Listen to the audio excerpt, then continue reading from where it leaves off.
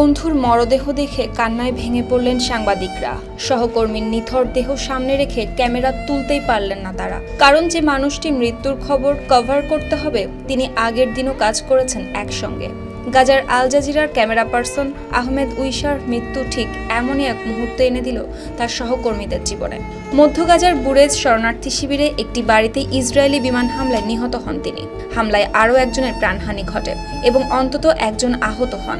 পরে দেইর আল বালার আল আকসা হাসপাতাল মর্গে তার মরদেহ ঘিরে শোকে ভেঙে পড়েন স্বজন, বন্ধু ও সহকর্মীরা।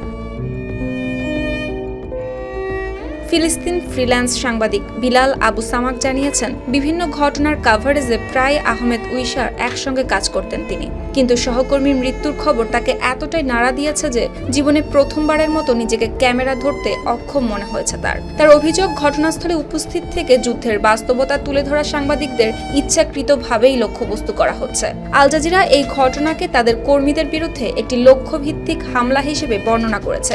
অন্যদিকে ইসরায়েলি সামরিক বাহিনী আহমেদ উইসা হামাসের সদস্য বলে দাবি করেছে, তবে কোনো প্রমাণ ছাড়াই এই ধরনের অভিযোগকে ভিত্তিহীন বলে প্রত্যাখ্যান করেছে কাতার ভিত্তিক সংবাদ মাধ্যমটি।